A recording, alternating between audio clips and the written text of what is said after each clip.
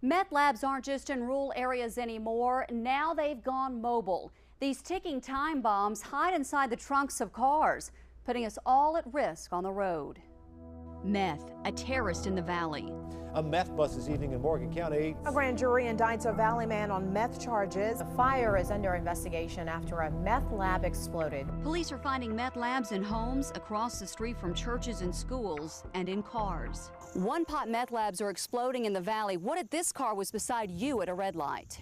We asked ARAD Fire Chief Ricky Phillips to show us what can happen when a one-pot cook is in the trunk of a car. Of course, we got the pressure vessels, or the containers that are made out of the 2-liter Coke bottles.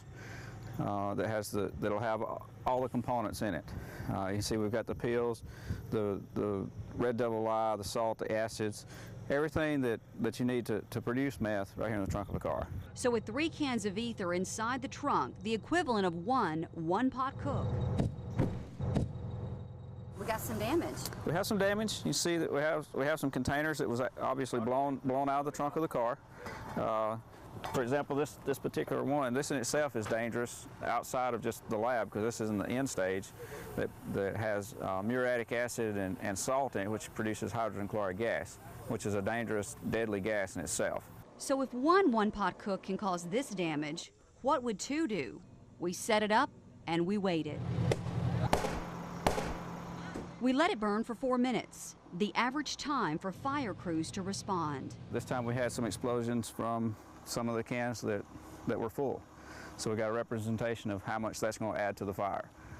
So this is what two one-pot cooks would do to a car driving down the road.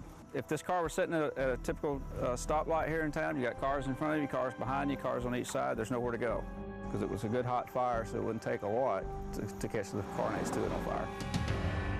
And factor in the environmental hazards of a meth lab. Chief Ricky Phillips tells me that the cleanup alone could take as long as 4 hours. Lee Marshall, WAFF 48 News.